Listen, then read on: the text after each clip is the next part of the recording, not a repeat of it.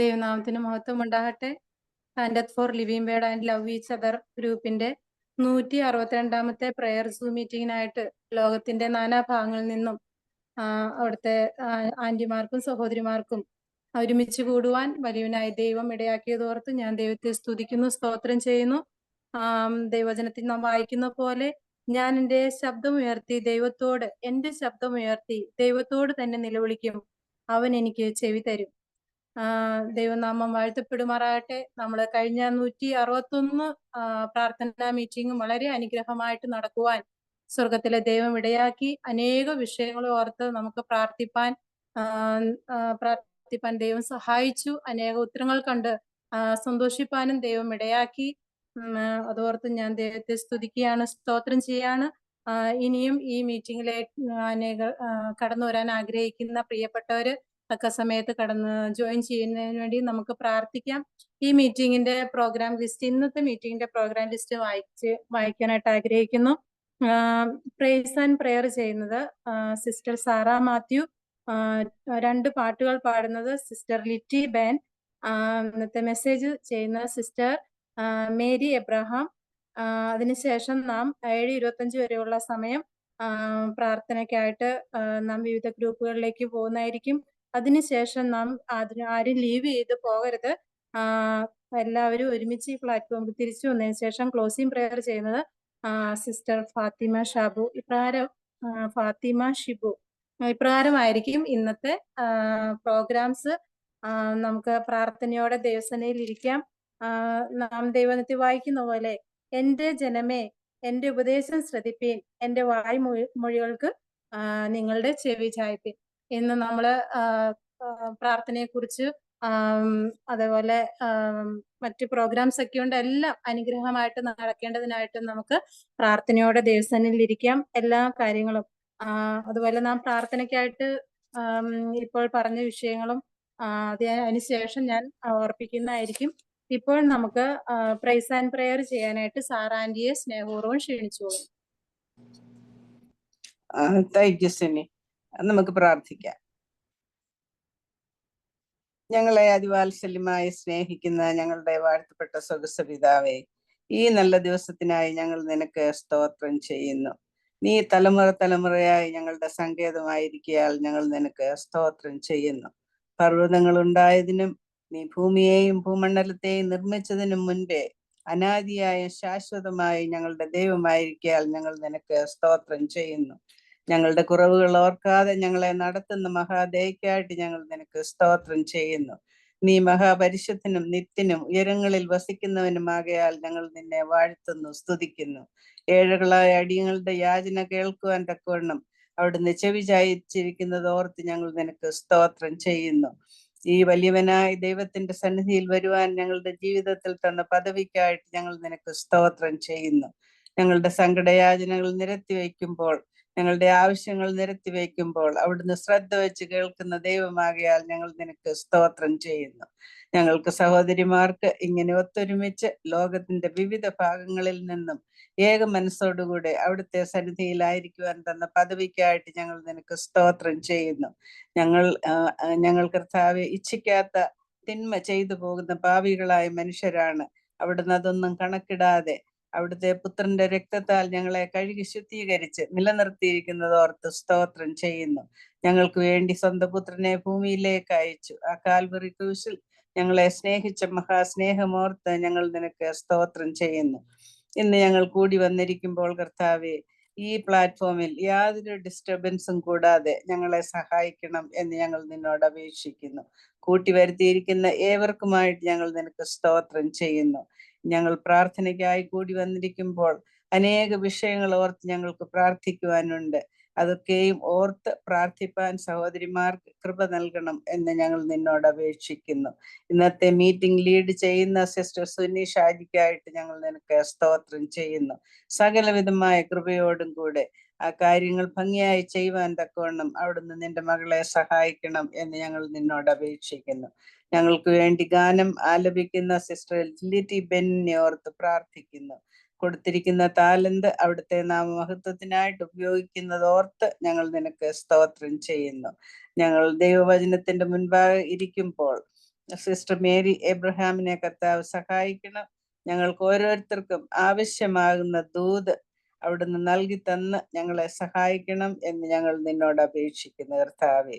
അതിനുശേഷം break out റൂമിൽ പോയി പ്രാർത്ഥിക്കുമ്പോൾ കടന്നു വന്ന എല്ലാവരും പ്രാർത്ഥനയ്ക്കായിട്ട് ജോയിൻ ചെയ്യുവാനും ഞങ്ങളുടെ ആവശ്യങ്ങൾ അനേകർക്ക് വേണ്ടി ഇടനില നിന്നുകൊണ്ട് യാചിപ്പാനും തക്കവണ്ണം അവിടുത്തെ സന്നിധിയിൽ ഞങ്ങൾ കടന്നു വന്നിരിക്കുമ്പോൾ എല്ലാവർക്കും അതിനു വേണ്ട കൃപ നൽകി സഹായിക്കണം എന്ന് ഞങ്ങൾ നിന്നോട് അപേക്ഷിക്കുന്നു.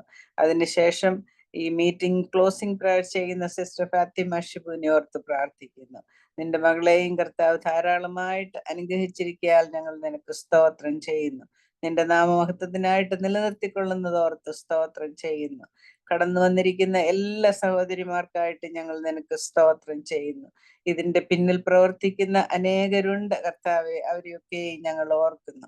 ബിഹൈൻഡ് ദ സീനും ഫ്രണ്ട് സീനിലും ഒക്കെ ആയിട്ട് അനേകർ ഈ പാന്തത്ത് ഫോർ ദ ലിവിംഗ് വേർഡ് മിനിസ്ട്രിക്കായിട്ട് പ്രവർത്തിക്കുന്നുണ്ട്. എല്ലാവർക്കായിട്ട് ഞങ്ങൾ നിനക്ക് സ്തോത്രം ചെയ്യുന്നു.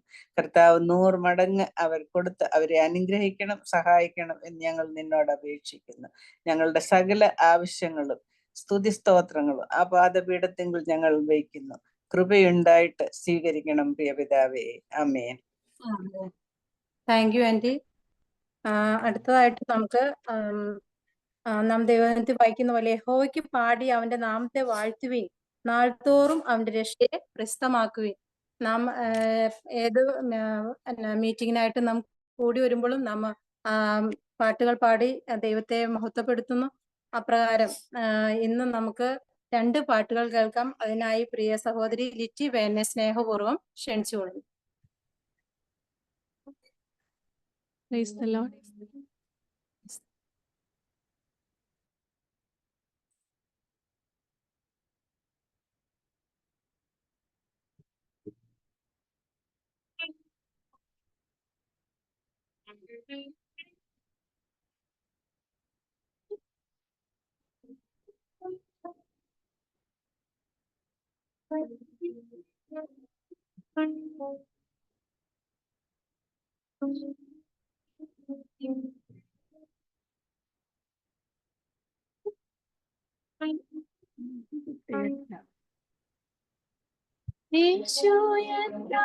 സ്ഥാനം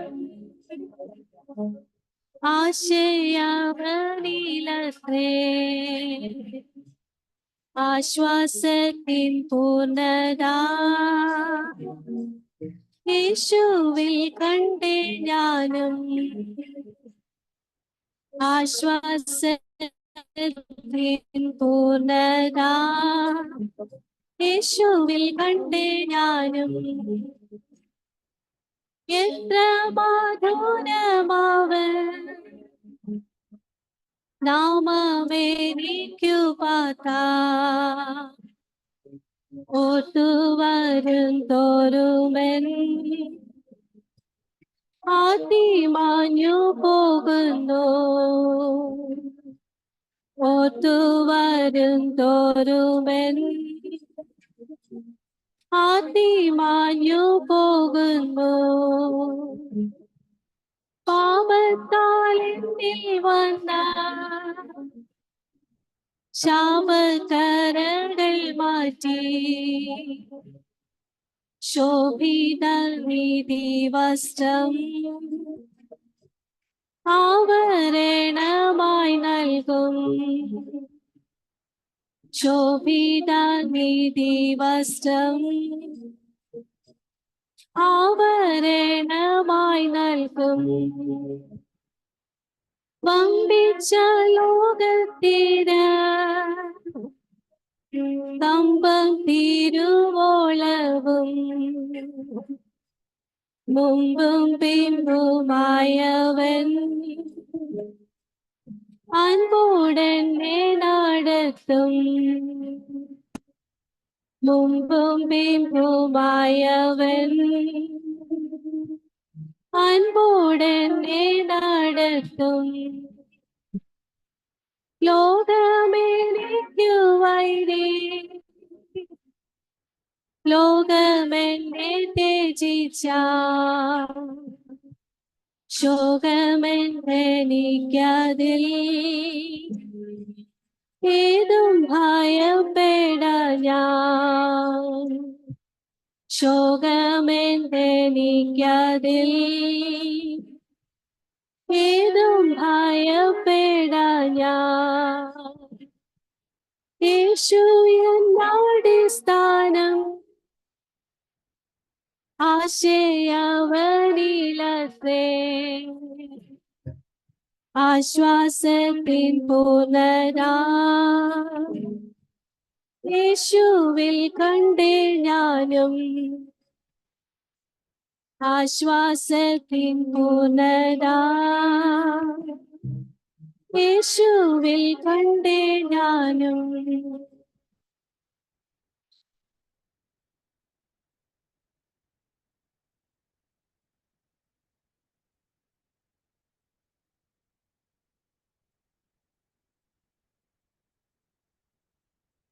പാരിൽ പാർക്കുമാൽ പായസിൽ ആ പാട്ടോടെ നമുക്ക് പാടാം.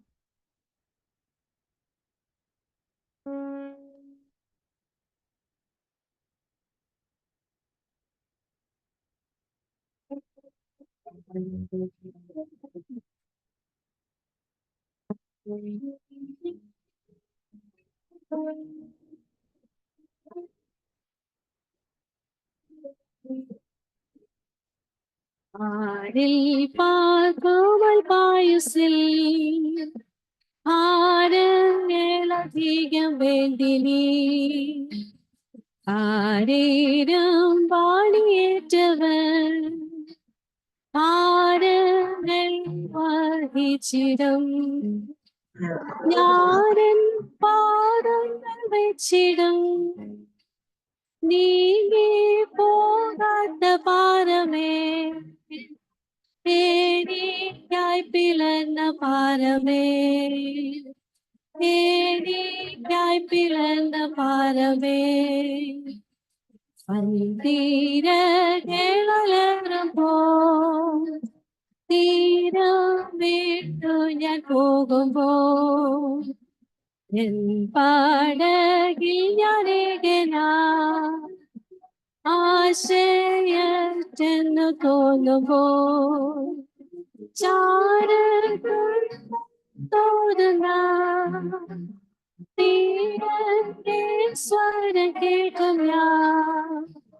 തീരത്തെ സ്വരം കേൾക്കും ഞാൻ. തീരത്തെ സ്വരം കേൾക്കും ഞാൻ. രോഗദുഃഖങ്ങളേറുമ്പോ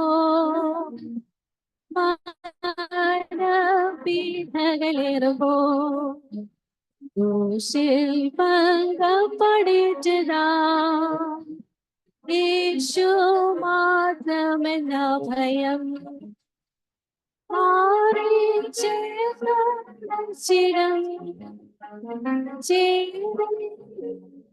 ഉയർത്തിടും. കാതിൽ സാന്ത്വനമോദിടും. കാതിൽ സാന്ത്വനമോദിടും. കാതിൽ സാന്ത്വനമോദിടും. Thank you sister. വളരെ അനുഗ്രഹിക്കപ്പെട്ട രണ്ട് ആശ്വാസ ഗീതങ്ങൾ നമുക്ക് കേൾക്കുവാനായിട്ട് പ്രിയ സഹോദരികളോട് കേൾക്കുവാനായിട്ട് വലിയനായി ദൈവം നമ്മെ ഇടയാക്കി. അതോർത്ത് നമുക്ക് ദൈവത്തെ സ്തുതിക്കാം. പ്രിയ സഹോദരിയ ദൈവം ഇനിയും ധാരാളമായിട്ട് കർത്താവിന്റെ ശുശ്രൂഷകളിൽ എടുത്തുപയോഗിക്കട്ടെ എന്ന് ആത്മാർത്ഥമായിട്ട് പ്രാർത്ഥിക്കുന്നു. ദൈവം ധാരാളമായിട്ട് അനുഗ്രഹിക്കുമാറാകട്ടെ. അടുത്തതായിട്ട് നാം പ്രാർത്ഥനയ്ക്ക് മുമ്പായിട്ട് പ്രാർത്ഥനയിൽ നമ്മെ കൂടുതൽ പ്രചോദനം നൽകുന്ന വചന ശുശ്രൂഷയിലേക്കാണ് നാം പോകുന്നത്. നമുക്കറിയാം ദൈവവചനം നമ്മുടെ കാലിന് ദീപവും നമ്മുടെ പാതയ്ക്ക് പ്രകാശവുമായിട്ട് അവിടുന്ന് തന്നിട്ടുണ്ട്. ആ വചനത്തെ നമ്മുടെ ഓരോ ദിവസം നാം കേൾക്കുമ്പോൾ തോറും നമ്മുടെ തെറ്റുകുറ്റങ്ങളെ നാം അറിഞ്ഞ് നമ്മുടെ തെറ്റുകളെ നാം തിരുത്തി വരുന്ന ദിവസങ്ങളിൽ ദൈവവചനപ്രകാരം ജീവിക്കാനായിട്ട് എന്നെ സഹായിക്കണേ. ആ മനോഭാവത്തോടുകൂടെ നമുക്ക് ദൈവവചന കേൾവിയിലേക്കായിട്ട് പോവാം. അതിനായിട്ട് മേരി എബ്രഹാം ആന്റിയെ സ്നേഹപൂർവ്വം ക്ഷണിക്കുന്നു. പ്രാർത്ഥനയോടെ ദൈവസന്നിധിയിലിരിക്കാം. Praise the Lord. എന്റെ തൊണ്ടയ്ക്ക് ഒരു ഇൻഫെക്ഷൻ വന്നിട്ടുണ്ട്. അതുകൊണ്ട് പ്രത്യേകം എനിക്ക് വേണ്ടി പ്രാർത്ഥിക്കണം. സൗണ്ട് ശരിയായി വെളി വരുന്നില്ല. എന്നെ കേൾക്കുന്ന എല്ലാവർക്കും വീണ്ടും വരുന്ന നമ്മുടെ കർത്താവും രക്ഷിതാവുമായ യേശുക്രിസ്തുവിന്റെ വിലയേറിയ നാമത്തിൽ സ്നേഹവന്ദനം.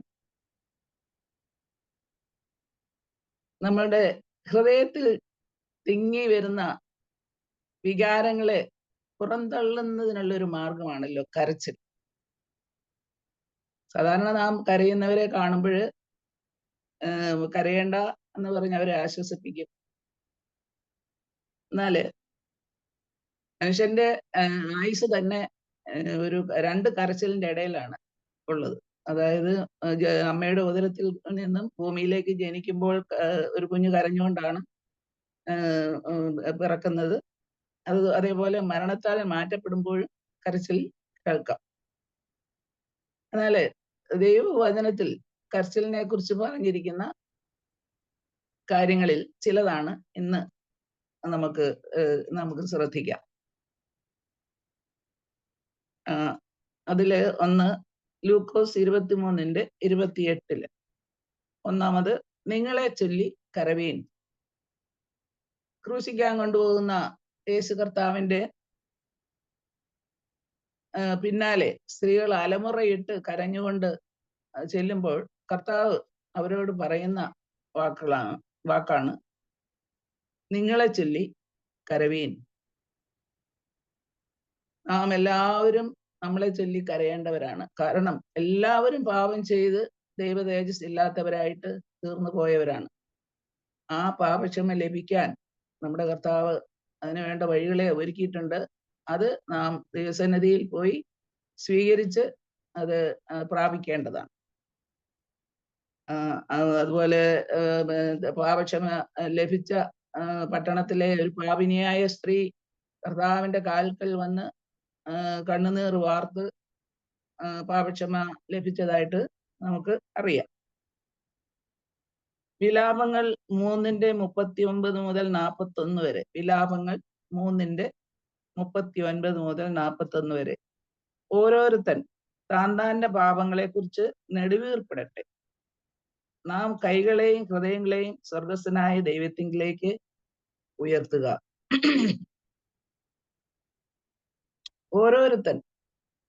ഓരോരുത്തനും ദൈവസന്നിധിയില് കരയേണ്ടത്. അതാണ് കർത്താവ് പറഞ്ഞത്, നിങ്ങളെ ചൊല്ലി കരവീൻ. നമ്മുടെ കർത്താവ് കണ്ണുനീരിനെ മാനിക്കുന്ന ദൈവമാണ്. ഐശയ്യാ 30:19 നമുക്ക് കാണാം, നിങ്ങളുടെ നിലവിളിയുടെ ശബ്ദത്തിങ്കൽ അവന് നിശ്ചയമായിട്ടും കരുണ തോന്നും. നിശ്ചയം എന്നുള്ള വാക്ക് പറഞ്ഞിട്ട്, അപ്പൊ അതിന് യാതൊരു സന്ദേഹവും വേണ്ട. നിശ്ചയമായിട്ട് കരുണ തോന്നുന്ന ദൈവമാണ് നമ്മുടെ ദൈവം. അതുപോലെ തന്നെ ലൂക്ക് 18:7-8, രാപ്പകൽ തന്നോട് നിലവിളിക്കുന്ന തൻ്റെ വ്രതന്മാരെ പ്രതിക്രിയ നടത്തി രക്ഷിക്കും.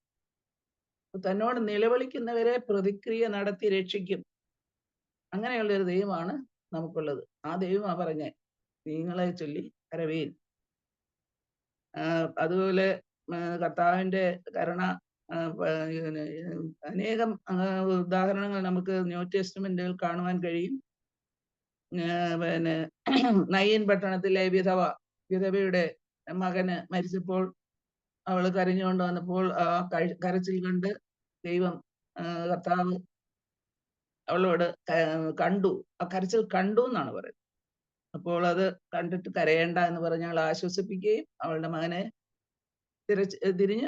തിരിച്ചു കൊടുക്കുകയും ചെയ്തു. അതുപോലെ പള്ളിപ്രമാണിയുടെ മരിച്ച മകളെ ചൊല്ലി കരഞ്ഞുകൊണ്ടിരുന്ന ആൾക്കാരെ എല്ലാം കണ്ട് കർത്താവ് കണ്ടു, അതും കണ്ടു എന്ന് പറഞ്ഞിട്ടുണ്ട്. ആ കരച്ചിൽ കണ്ടു, കരയേണ്ട എന്ന് പറയുന്നു. ലാസറിന്റെ മരണത്തെങ്കിൽ നമുക്കറിയാം, അവിടെ എല്ലാവരും കൂടി വന്നവരും സഹോദരിമാരും എല്ലാം ഭയങ്കരമായി കരയുമ്പോൾ അവരുടെ കരച്ചിൽ കണ്ട് നമ്മുടെ കർത്താവും കണ്ണുനീർ വാർത്തു എന്ന് കാണാം. അപ്പോൾ നമ്മുടെ കരച്ചിലിനെ വേറെ സങ്കീർത്തനക്കാരൻ പറയുന്നുണ്ട്, എൻ്റെ ദൈവത്തിന്റെ തുരുത്തിയിലാക്കി വെക്കണമേ എന്ന് പറയുന്നു. നമ്മുടെ കണ്ണുനീരിനെല്ലാം കണക്ക് വെക്കുന്ന കർത്താവാണ്. ആ കർത്താവാണ് പറഞ്ഞിരിക്കുന്നത് നിങ്ങളെ ചൊല്ലി കരവീൻ. യോബ് 11:13, അതായത് ഇയ്യോബ് 11:13 അവങ്കിലേക്ക് കൈ മലർത്തുമ്പോൾ നിന്റെ കയ്യിൽ ദ്രോഹമുണ്ടെങ്കിൽ അതിനെ അകറ്റണം, എന്നിട്ട് വേണം കർത്താവിൻ്റെ അടുത്ത് ചെല്ലാൻ. കൈ മലർത്തുമ്പോൾ ദ്രോഹമുണ്ടോ ഇല്ലയോ എന്ന് നാം നമ്മെ തന്നെ ഒന്ന് സെർച്ച് ചെയ്തിട്ട് വേണം കർത്താവ് സന്നിധിയിൽ ചെല്ലുവാൻ. ക്രൂശിനാകാൻ, അതായത് എല്ലാം കഷ്ടപ്പാടുകൾ സഹിക്കുവാനായിട്ട് പോകുമ്പോഴും നമ്മളുടെ കാര്യമാണ് കർത്താവ് ഓർക്കുന്നത്. നിങ്ങളെ ചൊല്ലി കരവീൻ എന്നാണ്. രണ്ടാമതായി അതേ സെന്റൻസിൽ തന്നെ കർത്താവ് വേറൊരു കാര്യം കൂടെ പറയുന്നുണ്ട്. ലൂക്കോസ് 23:28 തന്നെ, നിങ്ങളുടെ മക്കളെ ചൊല്ലി കരവീൻ. നമ്മെ ചൊല്ലി മാത്രമല്ല, നമ്മുടെ മക്കളെയും ചൊല്ലി കരയേണ്ടതുണ്ട്. ഇക്കാലത്ത് അത് വളരെ ആവശ്യകരമായ ഒരു കാര്യമായി തീർന്നിരിക്കുകയാണ്. മക്കൾ നമുക്ക് യഹോവ നൽകുന്ന ദാനമാണ്. എന്നാൽ അത് ആ വിധത്തിൽ കാത്തു സൂക്ഷിക്കേണ്ടത് മാതാപിതാക്കളുടെ ചുമതലയാണ്. പ്രത്യേകാൽ മാതാവിനാണ് കരയേണ്ട ചുമതല കർത്താവ് കൊടുത്തിരിക്കുന്നത്. കാരണം ഒരു കുഞ്ഞിന്റെ പൾസ് അറിയുന്നത് അതിന്റെ മാതാവാണ്. ആ മാതാവിന് അവന്റെ പ്ലസും മൈനസും എല്ലാം അറിയാം. അപ്പോ ആ കുഞ്ഞിന് വേണ്ടി പ്രാർത്ഥിക്കേണ്ട, കണ്ണുനീരൊഴുക്കിന്റെ ജോലി മാതാവിനാണ് പ്രത്യേകിച്ച്. മാത്രമല്ല, മക്കള് മാതാക്കളോട് കൂടെയാണല്ലോ അധിക സമയം ചെലവഴിക്കുന്നത്. അതുകൊണ്ട് അവരോട് പറയുവാനൊക്കെയും ധാരാളം സമയം മാതാക്കൾക്ക് ലഭിക്കുന്നുണ്ട്. ഇന്ന് അത് അനേകരും ശ്രദ്ധിക്കാത്തത് മൂലം ഇന്ന്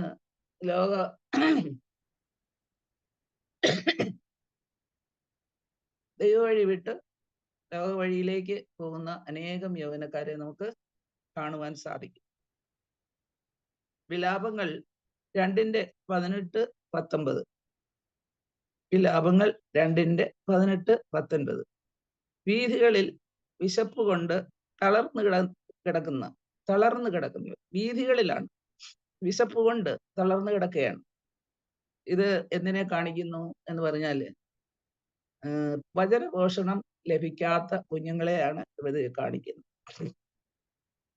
അവര് ഭവനങ്ങളിൽ ഇരിക്കേണ്ട കുഞ്ഞുങ്ങള് വീഥികളിൽ അലഞ്ഞു തിരിഞ്ഞ് അവർക്ക് വചനപോഷണം ലഭിക്കാതെ, ഗൈഡൻസ് ലഭിക്കാതെ അവർ അന്തോന്നികളായിട്ട് അവര് വീഥികളിലൊക്കെയും നടക്കുന്നു.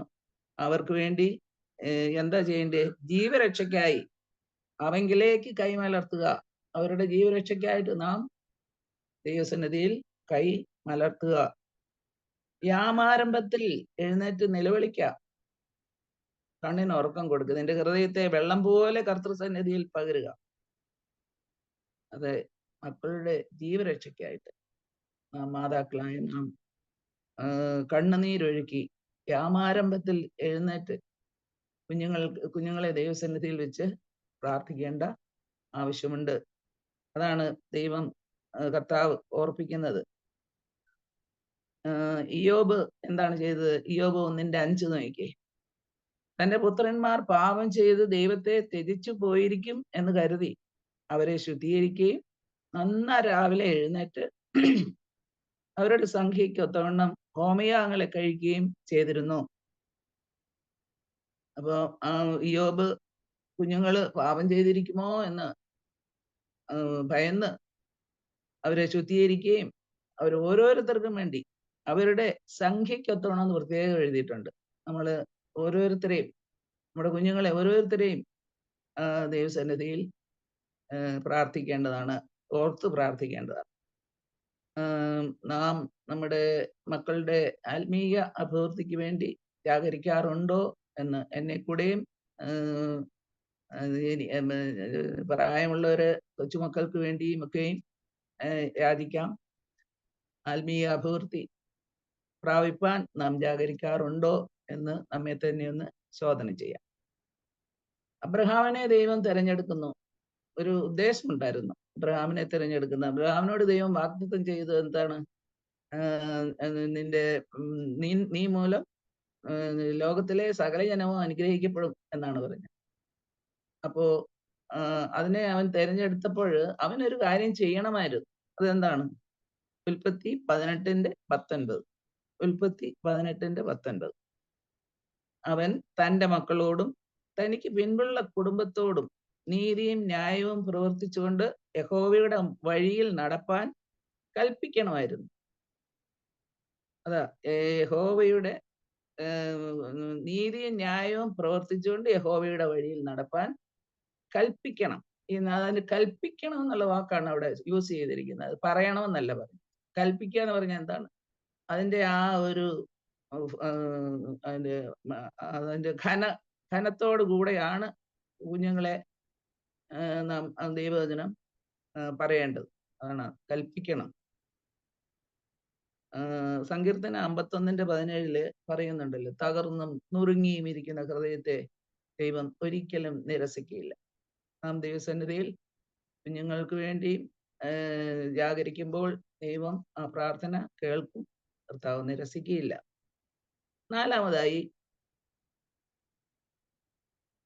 മൂന്നാമതായി യെരൂശലേമിൽ നടക്കുന്ന സകല മ്ലേച്ഛതകൾ നിമിത്തം കരവീൻ.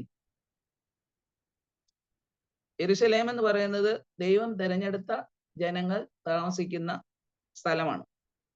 അതാണ് യെരൂശലേം, ഇസ്രായേൽ മക്കളുടെ വാസസ്ഥലം. അവിടെ നടക്കുന്ന അനീതിയും മ്ലേച്ഛതകളും ദൈവം കാണുന്നു.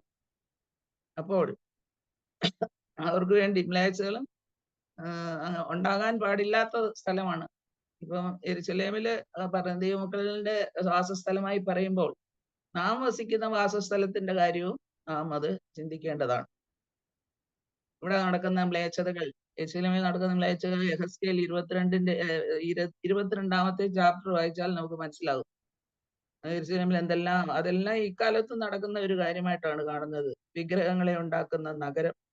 നമുക്കറിയാം, ഇന്ത്യയിൽ എവിടെ നോക്കിയാലും വിഗ്രഹങ്ങളാണ്. തങ്ങളെ തന്നെ മലിനമാക്കിയിരിക്കുന്നു. പിന്നെ നിങ്ങളുടെ മധ്യേ അപ്പനെയും അമ്മയും പുച്ഛിക്കുന്നു. മാതാപിതാക്കന്മാരെ പുച്ഛിക്കുന്നവരിപ്പോ ഈ കാലത്ത് ധാരാളമായി കണ്ടുവരുന്നു. അവർക്ക് വേണ്ടത് ചെയ്ത് അവരെ പരിചരിക്കുക എന്നുള്ളത് ദൈവം വെച്ചിരിക്കുന്ന വ്യവസ്ഥയാണ്. അത് ചെയ്യുവാൻ സാധിക്കാതെ അവരെ അപമാനിക്കുകയും പുച്ഛിക്കുകയും ഒക്കെയും ചെയ്യുന്ന ഇൻസിഡന്റ് നിറയെ നടക്കുന്നുണ്ട്. അപ്പൊ യെരൂശലേമിൽ നടന്ന വേറൊരു മ്ലേച്ഛതയാണത്. പിന്നെ ഏഷണി പറയുന്നവർ, ഏഷണി, ഇതും നമ്മളിൽ ഏഷണി ഇല്ലെങ്കിൽ വഴക്കുമില്ല. വഴക്കിന്റെ എല്ലാം മൂല കാരണം എന്താണ്? ഏഷണിയാണ്. അപ്പോൾ ഏഷണി പറയുന്നത് ദൈവസന്നിധിയിൽ മ്ലേച്ഛമായ കാര്യമാണ്. പിന്നെ സെക്ഷൽ ആയിട്ടുള്ള ഇമ്മൊറാലിറ്റി, അത് ദൈവമക്കൾ എന്ന് പറയുന്നവരുടെ ഇടയിൽ പോലും അത് സാധാരണ സംഭവമായിട്ടൊക്കെ കേൾക്കുന്നുണ്ട്. അത്രമാത്രം അത് മ്ലേച്ഛതയായ കാര്യമാണെന്ന് ചിന്തിക്കുന്നില്ല. അന്ന് ദൈവവചനം അതാണ് പറഞ്ഞിരിക്കുന്നത്, മ്ലേച്ഛത. പിന്നെ അത് വായിക്കുമ്പോൾ നമുക്ക് മനസ്സിലാകും. അങ്ങനെയുള്ള മ്ലേച്ഛതകൾ കാണുമ്പോൾ നാം എന്ത് ചെയ്യണം? അതിന് നിമിത്തം കരവീൻ. യെഹെസ്കേൽ 9:4-6. അതിന് ആ മ്ലേച്ഛതകൾ കാണുമ്പോൾ നാം ദൈവസന്നിധിയിൽ ഇടിവിൽ നിന്ന് പ്രാർത്ഥിക്കേണ്ടതുണ്ട്.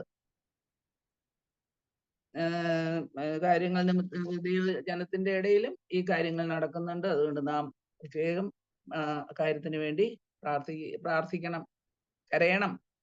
അതായത് മോശ, യോശുവ, ശമൂവേൽ, യെഹോശാഫാത്ത്, എസ്തേർ, ദാവീദ് എന്നിവരെല്ലാം ദൈവസന്നിധിയിൽ കരയുന്നവരായിട്ട് നമുക്ക് കാണാൻ സാധിക്കും.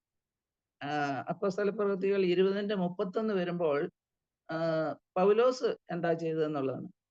ആസിയയിലെ വിശ്വാസികളുടെ നിലനിൽപ്പിന് വേണ്ടി കണ്ണുനീർ വാർത്ത് അവരെ ദൈവകരങ്ങളിൽ പരമേൽപ്പിക്കുന്ന പൗലിനെ നമുക്ക് അവിടെ കാണാം.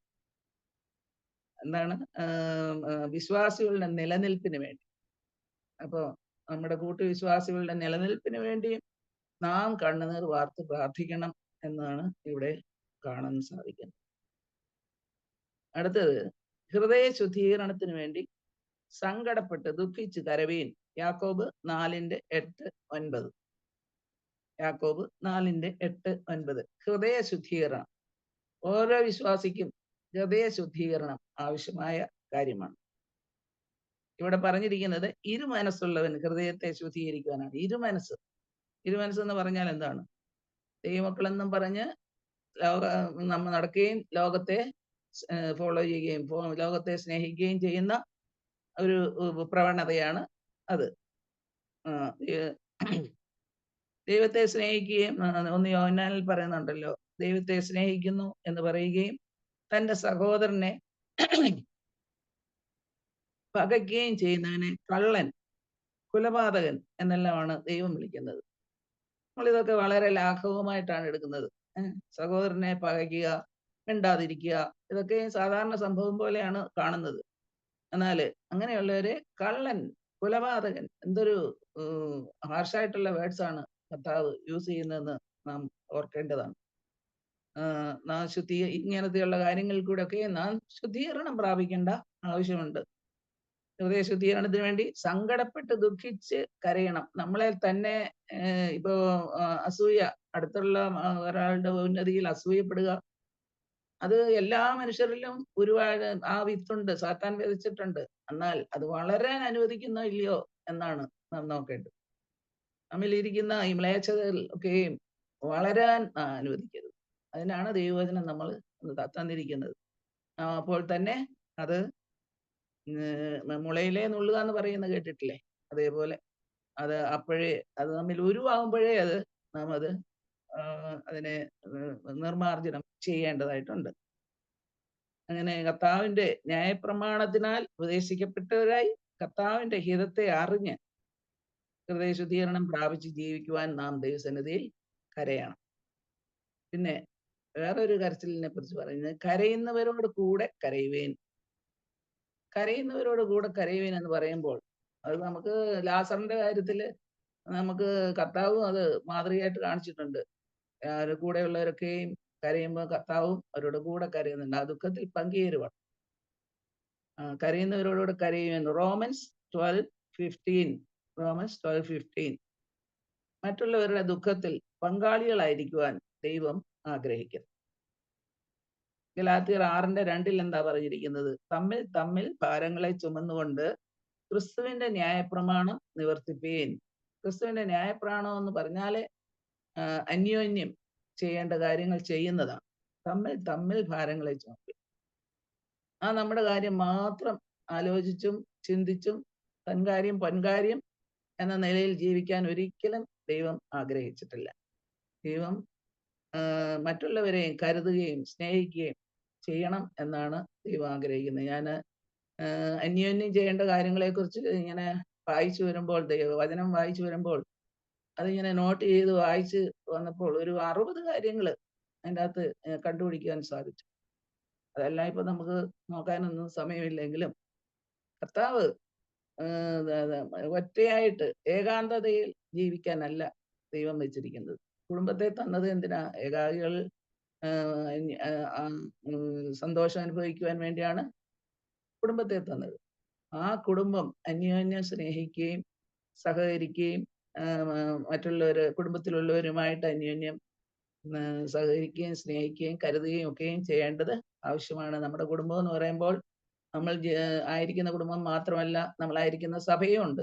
അത് വലിയ കുടുംബം. ആ കുടുംബത്തിലുള്ളവരെയും നാം കരുതണം.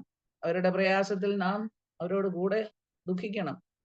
അതിനൊരു എബ്രായർ 13:3 പറയുന്നുണ്ട്. എന്താണ് പറയുന്നത്? നാമും ശരീരത്തിൽ ഇരിക്കുന്നവരാകയാൽ കഷ്ടം അനുഭവിക്കുന്നവരെ ഓർത്തുകൊള്ളുകയും. നാം ശരീരത്തിൽ ഇരിക്കുന്നവരാണ്. നമുക്കുള്ളതുപോലെ മറ്റുള്ളവർക്കും വരും. സ്വന്തം ശരീരത്തിൽ എന്താണ് വരുന്നത് അത് വരുമ്പോൾ എങ്ങനെ ഇരിക്കുമെന്ന് നാം ചിന്തിക്കണം. അപ്പോൾ അത് മറ്റുള്ളവരെ കരുതുവാൻ നമുക്കൊരു പ്രചോദനമായിരിക്കും. ആ നിലയിൽ ചെയ്യുവാനാണ് ദൈവം കരയുന്നവരോട് കൂടെ കരയുവീൻ. കർത്താവ് മനസ്സലിവും ദയയും ഉള്ള കർത്താവായിരുന്നു. നാമും അപ്രകാരം തന്നെ ആയിരിക്കണം എന്ന് ദൈവം ആഗ്രഹിക്കുന്നു. അപ്പോൾ എന്തൊക്കെയാണ് നമ്മൾ നോക്കിയത്? നമ്മളെ ചൊല്ലിക്കരയണം, പിന്നെ നമ്മുടെ മക്കളെ ചൊല്ലിക്കരയണം, പിന്നെ നാം വസിക്കുന്ന ഭൂമിയിൽ നടക്കുന്ന, നമ്മുടെ ചുറ്റുപാടും നടക്കുന്ന, നമ്മുടെ പട്ടണത്തിൽ നടക്കുന്ന മ്ലേച്ഛതകളെ അത് കണ്ടില്ല എന്നിരിക്കാൻ പാടില്ല. കർത്താവ് യെരൂശലേമിലെ മ്ലേച്ഛതകളെ കണ്ടപ്പോൾ അതിനു വേണ്ടി ഇടിവിൽ നിന്ന് പ്രാർത്ഥിക്കാനായിട്ട് പലരെയും നോക്കി, ആരെയും കണ്ടില്ലെന്ന് അവിടെ എഴുതിയേക്കുന്നത്. ആ നിലയിലേക്ക് നാം താണു പോകരുത്. നമുക്ക് തരുന്ന സമയം മറ്റുള്ളവരുടെ നന്മയ്ക്ക് വേണ്ടി അവരുടെ നമ്മളിലുള്ള മ്ലേച്ഛതകളെ കാണുമ്പോൾ അത് ദൈവസന്നിധിയിൽ അതിനുവേണ്ടി കരയുകയും ചെയ്യണം. പിന്നെ ഹൃദയ ശുദ്ധീകരണം, അതായത് നമ്മുടെ ഹൃദയത്തെ ശുദ്ധീകരിക്കണം. അതിനുവേണ്ടി ദുഃഖിച്ചും സങ്കടപ്പെട്ടും കൊണ്ട് കരവീൻ എന്നാണ് പറഞ്ഞിരിക്കുന്നത്. അപ്പോൾ ഹൃദയ ശുദ്ധീകരണം ലഭിക്കണമെങ്കിൽ നാം കർത്തൃസന്നിധിയിൽ കരയേണ്ട ആവശ്യമുണ്ട്. പിന്നെ ദുഃഖിക്കുന്നവരോട് കൂടെ നാം ദുഃഖിക്കേണ്ട ആവശ്യവും ഉണ്ട്. നമ്മുടെ കൂട്ടു സഹോദരങ്ങള് കഷ്ടത്തിലാവുമ്പോൾ നാം അത് കണ്ടില്ല എന്ന നിലയിൽ നടക്കുന്നത് ഒരിക്കലും ദൈവം ആഗ്രഹിക്കുന്നില്ല. നാം അത് മനസ്സലിഞ്ഞ് അവരോട് ഇടപെടേണ്ട ആവശ്യമാണ്. ഇങ്ങനെ നിങ്ങളുമായിട്ട് ഈ വാക്യങ്ങൾ ഷെയർ ചെയ്യുവാൻ കർത്താവ് സഹായിച്ചതോർത്ത് കർത്താവിനെ സ്തുതിക്കുന്നു. ദൈവനാമം മഹത്വപ്പെടുമാറാകട്ടെ. Thank you anti. വളരെ അനുഗ്രഹിക്കപ്പെട്ട ദൈവവചനം കേൾക്കുവാനായിട്ട്, പ്രിയ ആന്റിയിലൂടെ കേൾക്കുവാനായിട്ട് വലിയ ദൈവം നമ്മെ സഹായിച്ചു. ആന്റിക്ക് തൊണ്ടയിൽ അല്പം പ്രയാസങ്ങളൊക്കെ ഉണ്ടെങ്കിലും മറ്റു പ്രയാസങ്ങളൊന്നും കൂടാതെ കർത്താവ് വചനം ശുശ്രൂഷ ചെയ്യുവാനായിട്ട് പ്രിയമകളെ അവിടുന്ന് ബലപ്പെടുത്തിയതോർത്തും ഞാൻ ദൈവത്തെ സ്തുതിക്കുന്നു. നമ്മുടെ ദൈവം നമ്മുടെ പ്രാർത്ഥന കേൾക്കുന്ന ദൈവമാണ്.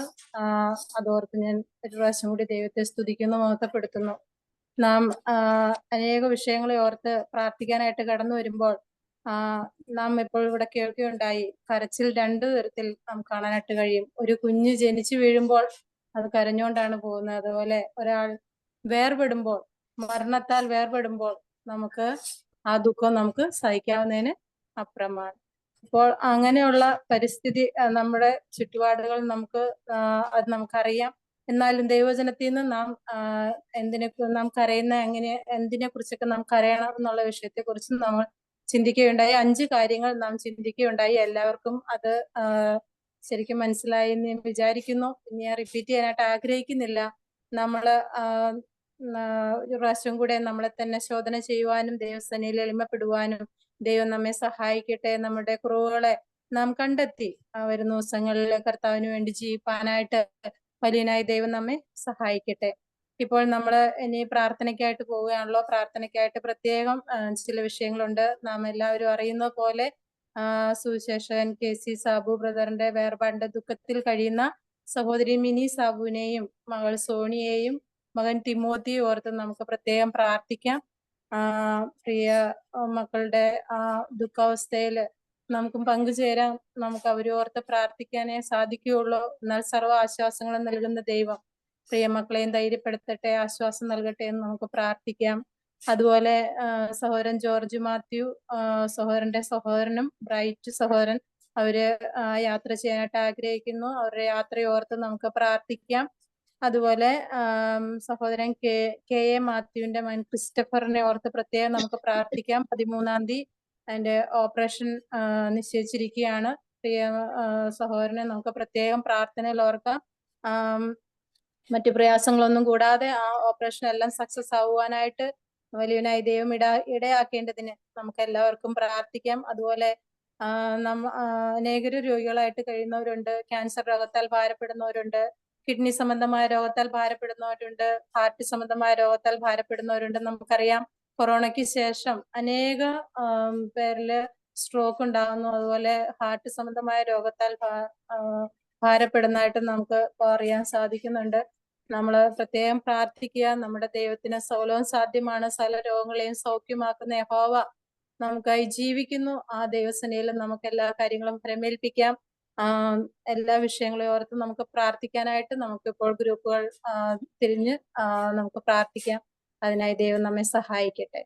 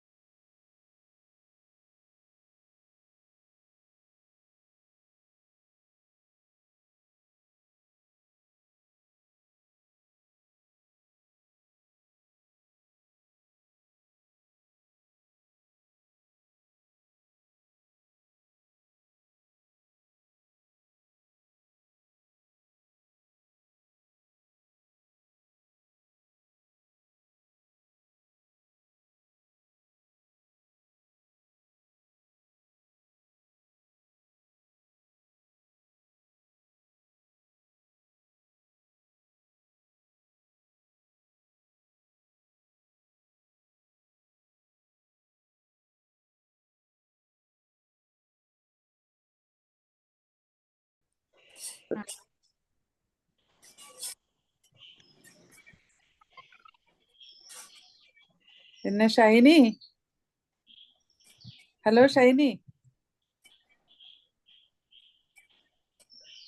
ഷൈനി അജി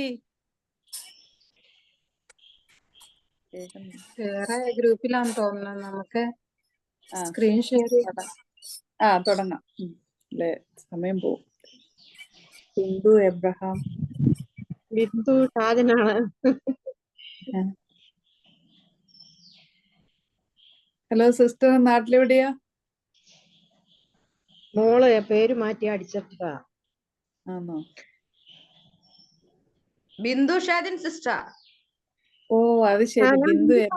മോളെ മോള് പേര് മാറ്റി. എന്റെ ഒറിജിനൽ പേര് ബിന്ദു എബ്രഹാം എന്നാണ്. അത് ശരി. അപ്പൊ മോൾ അത് അടിച്ചിട്ടത് അങ്ങനെ ബിന്ദു എബ്രഹാം. ഓക്കെ. എങ്ങനെയുണ്ട് സിസ്റ്ററെ? എങ്ങനെയുണ്ട്? ക്ഷീണമായിരുന്നു, ഇന്ന് കിടപ്പായിരുന്നു മുഴുവനും. ചില ദിവസങ്ങളിൽ ഭയങ്കര ബുദ്ധിമുട്ടാണ്. എന്താന്ന് വെച്ചാൽ നമ്മൾ എന്തെങ്കിലും ഒരു ജോലി ചെയ്തു പോയാൽ ശരീരം മുഴുവൻ ടയേർഡാവും, പിന്നെ കണ്ണിന്റെ കാഴ്ചയെല്ലാം മങ്ങി ബുദ്ധിമുട്ടാണ്. എന്നാലും കുഴപ്പമില്ല, നേരത്തെ കൂട്ട് അത്ര ബുദ്ധിമുട്ടില്ല. ഷുഗറൊക്കെ ഹൈ ആയിരുന്നു, ഇപ്പൊ കുറച്ച് കുറഞ്ഞു തുടങ്ങിയിട്ടുണ്ട്. പക്ഷെ എന്നാലും സ്റ്റിറോയിഡ് എടുക്കുന്നുണ്ട്. അതുകൊണ്ട് ബോഡി വെയിറ്റ് കണ്ടമാനം കൂടുന്നുണ്ട്. ഒരു പ്രശ്നം എന്ത് ചെയ്യാനാ, സ്റ്റെറോയിഡിന്റെ ഒരു അതല്ലേ, നമ്മളിപ്പം പ്രാർത്ഥിക്കുകയല്ലാതെ വേറെ അതിനകത്ത് ഒന്നും ചെയ്യാനൊക്കത്തില്ല നമുക്ക്. ലൂസിക്കുട്ടി മാമ എന്താ ഉണ്ട്? ഒന്നുമില്ല, സുഖമായിട്ടിരിക്കുന്നു. ഞങ്ങൾ തിരിച്ചിവിടെ ഷിക്കാഗോയിലെത്തി. എത്തിയോ? ഇറങ്ങിയപ്പോഴായിരുന്നു ഷേർലിയെ കാണാൻ പറ്റിയില്ല. എനിക്ക് കാല് വയ്യാത്തതുകൊണ്ട് ഞാൻ പതുക്കെ അതെ അതെ, എനിക്ക് മനസ്സിലായി. എന്നാലും അവിടെ വെച്ച് കണ്ടല്ലോ, അതൊരു വലിയ സന്തോഷമായിരുന്നു. ഓക്കെ, നമുക്കെന്നാ ഷെയർ ചെയ്ത് പ്രാർത്ഥിക്കാം. ഞാൻ ആദ്യം പ്രാർത്ഥിക്കുവേ, എനിക്ക് മീറ്റിംഗ് ഉള്ളതുകൊണ്ട് പോകും. ഓക്കെ. സുനി ഷെയർ ചെയ്യാമല്ലോ അല്ലേ? ഇല്ല ആന്റി, എനിക്കറിയില്ല ആന്റി. ഷൈനിയോ?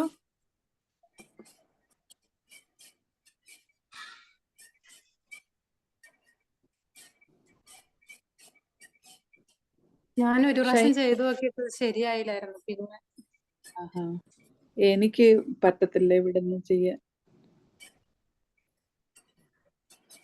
സമയം പോകുന്നു.